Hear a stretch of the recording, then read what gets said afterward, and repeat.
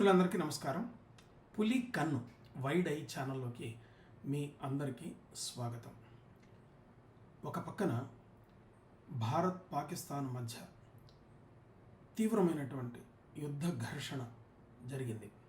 అందులో ఇద్దరు వీర వనితలు సోఫియా ఖురేషి, వ్యోమికా సింగ్, వీళ్ళిద్దరు కూడా ఈ యుద్ధంలో అత్యంత సాహసోపేతమైనటువంటి వీరత్వం ప్రదర్శించారు.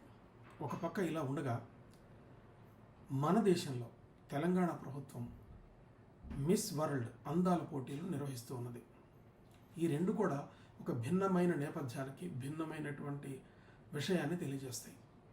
ఒక పక్క స్త్రీ శక్తి ఎంత గొప్పదో చెప్పడానికి ప్రయత్నిస్తూ ఉంటే, స్త్రీల ప్రతిభ ఎంత గొప్పదో చెప్పడానికి ఈ ప్రయత్నం జరుగుతూ ఉంటే, ఇంకొక పక్క స్త్రీని సౌందర్య సాధనంగా, పురుషులకు సంబంధించిన భోగ్య వస్తువుగా, అంతేకాకుండా ఒక వ్యాపార ప్రకటన ప్రపంచపు ఒక వ్యాపార వస్తువుగా, వ్యాపార ప్రపంచానికి పనికొచ్చేటటువంటి ఒక వస్తువుగా స్త్రీని అర్థం చేసుకొని స్త్రీని అలా ప్రపంచానికి తెలియజేసే ఒక అందాల పోటీ జరుగుతూ ఉన్నది.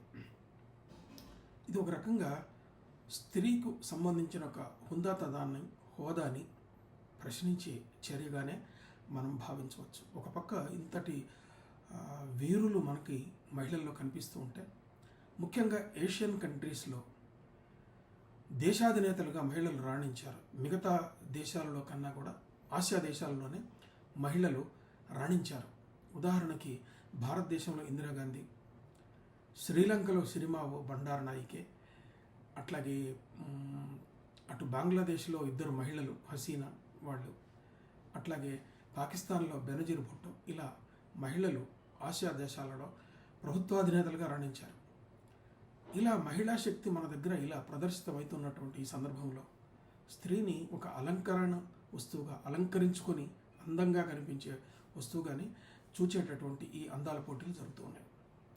అయితే ప్రత్యక్షంగా భారతదేశంలో ఒక ప్రభుత్వం ప్రత్యక్షంగా అందాల పోటీ నిర్వహించడం అన్నది జరగలేదు. 1947లో స్వాతంత్రానికంటే ముందు ఒక ప్రైవేట్ సంస్థ కలకత్తాలో అందాల పోటీ నిర్వహించినట్టుగా చరిత్ర చెబుతూ ఉన్నది. ఆ తర్వాత 1996లో అమితాబ్ బచ్చన్, ఆయన హాలీవుడ్లో అగ్రతార, అమితాబ్ బచ్చన్కు సంబంధించిన ABCL అనే కార్పొరేషన్, అంటే అమితాబ్ బచ్చన్ కార్పొరేషన్ లిమిటెడ్ అని, వాళ్ళు మిస్ వరల్డ్ పోటీని నిర్వహించారు.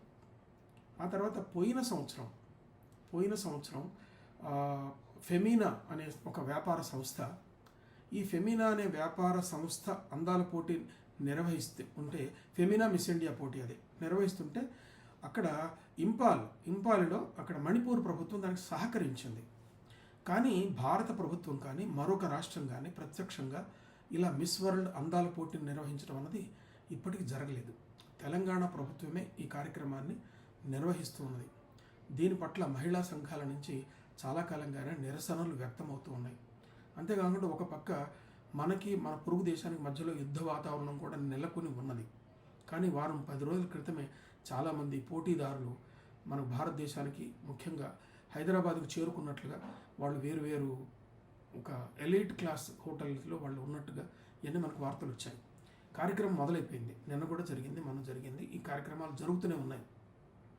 అయితే ఇప్పటికి కూడా ప్రజలందరి మనసులో ఉన్నది ఏంటంటే, 21వ శతాబ్దంలో మహిళ గౌరవాలను మనం ఇలా పెంచుకుంటూ పోతున్నటువంటి ఇలాంటి తరుణంలో శాస్త్రవేత్తలుగా, ఇంజనీర్లుగా, కళాకారిణులుగా ఇన్ని రంగాల్లో మహిళలు రాణిస్తున్నటువంటి ఇలాంటి సందర్భంలో కేవలం దైహికమైనటువంటి అందానికి సంబంధించిన పోటీలు నిర్వహించడం సమంజసమా, పోటీలు నిర్వహించడం సమంజసమా, ఇది సరైన పనేనా అని చెప్పి మేధావి వర్గం అంతా భావిస్తూ ఉన్నది.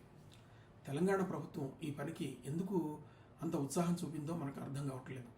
ఒక పక్క మంత్రులు చెప్పేది ఏంటంటే, పర్యాటక రంగం దీనివల్ల అభివృద్ధి చెందుతుందని చెప్తున్నారు. అది ఎంతవరకు నిజం అన్నది మనం వేచి చూస్తే కానీ తెలియదు. ఏది ఏమైనా సరే మహిళా సంఘాల నుంచి, అభ్యుదయ మహిళా సంఘాల నుంచి దీని పట్ల తీవ్రమైనటువంటి నిరసన వ్యక్తమవుతూ ఉన్నది.